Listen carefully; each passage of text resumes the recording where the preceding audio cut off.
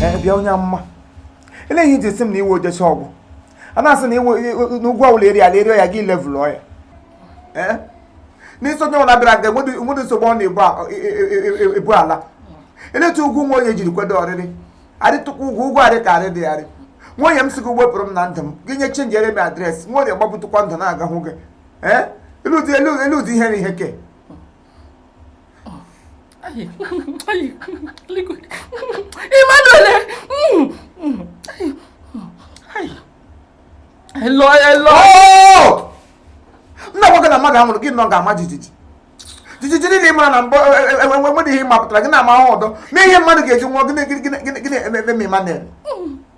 Hello. La masa bakatani. Nam. Gini meji hapụ m. Ay. Ị chọrọ ịgwa m na nwoke anwụbe? Onye egburu nwoke gbabụ ndụ. M ga-agwata ya gbagburu ndụ na-eri ọchị ka ji. What is the sign of say that the man is sick, not to talk of no body pain? Nwunye na-eri je ga ọchị apụta ka otem chiri nwa ha arịrị nkere. Isi arịrị gịnị? Ejem. Anụ. Elohi. Enweghị nsogbu ọbụla. Ndị nna agara ozi ha si mee ka ị mara na nwoye ga-anwụrịrị n'abalị a. Ha si na nwoye ga-anwụ n'abalị a. Taa. Biko achọrọ m ka ohuchi. Ihe ụlọ ha ga-eme ha mee ya ọsịsọ. Ma ndị oyi na-agara ozi ma ndị na-agara ozi. Gwa ha na m sa ha biko ha gbolitete aka ha mere ka ọ banye n'ime mgbede. Ọ bụrụ na ohu da na ohuruche ebe ihe dị ka 4:30 to 5 mgbede ya gbabiri ka ọkwụ biri tọda mgbe chi na-ehu na ya akwụ nwozuola agbata ma egbo ya n'ime abalị o nwere ike mgbe chi na-ehu na-ebupụla ya biko ihe gwa ha mee ya otu m siri kwuo. Ọnwụ mkpụrụ onwe m anọghị m n'anụ ahụ. Ọ bụ ikwezi n'okwu onye amụma. Elele m gị anya inwezi okwukwe. Ndị eluigwe ayo ị ga-abịa lawa. Ha si ha ga-eme ya. It is settled. Elohi. Kama sabakutani.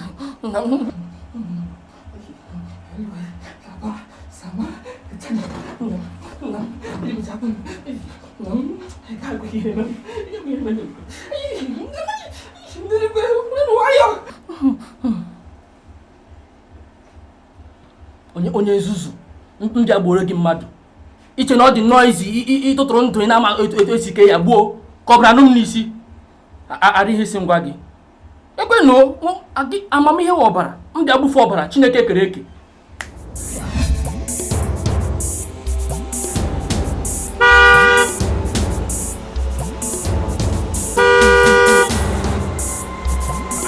Wait back here.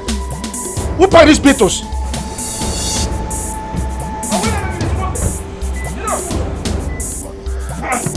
Wait back here.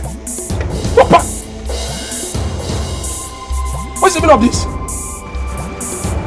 Okay, put the nonsense up from the floor.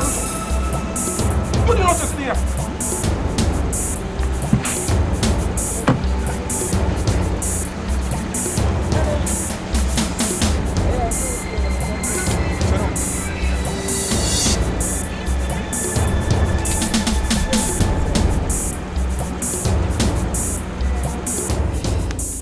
So, why did you block my car with that thing?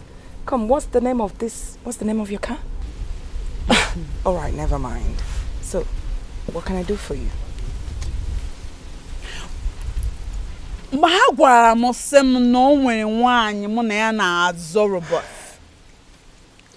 I thought it was one pretty, wonderful looking lady. A mom now an old, ugly looking, stinkingly smelling hag. Really? Like I don't get it. I don't understand this whole scenario. Should I call you grandma? Should I call you grandma? Or should I call you what's that thing again? Remind me, what's the thing again? Makuku. Makuku or what the fuck, whatever they're saying.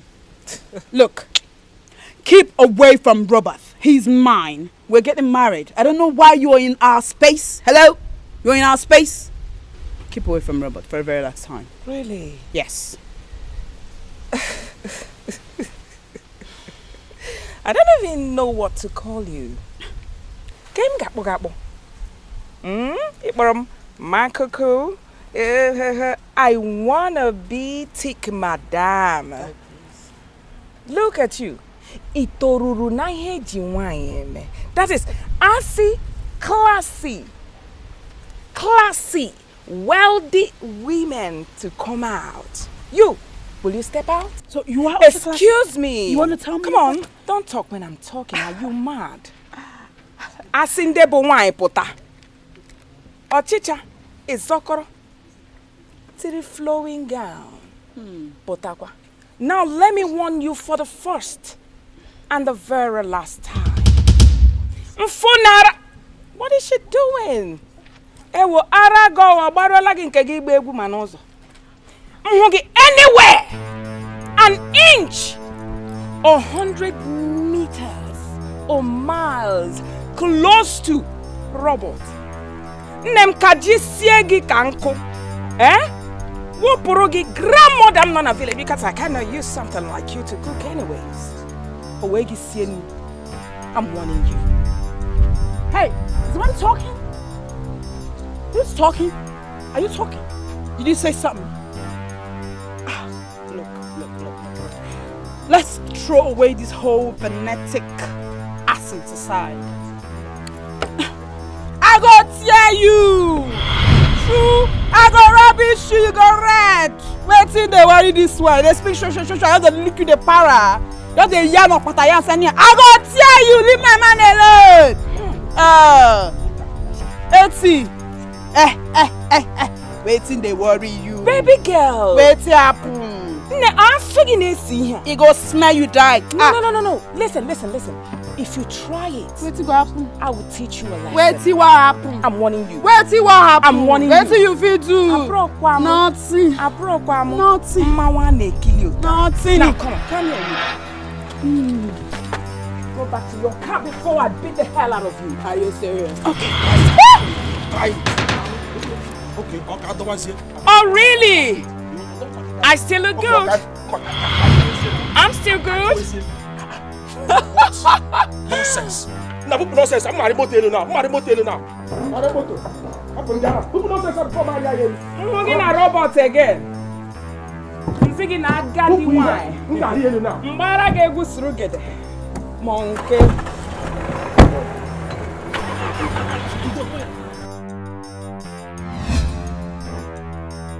Mumirio, wanyi Samaria, nye mumiri kamwa. Biko nye mumirio, wanyi Samaria, nye mumiri kamwa. Wanyi Samaria, nye mumirio, wanyi Samaria, nye mumiri kamwa. Nye mumiri, wanyi Samaria, nye mumiri kamwa. Wanyi Samaria, nye mumirio, wanyi Samaria, nye mumiri. Yeah, hello. There's the woman that came to your restaurant the other day.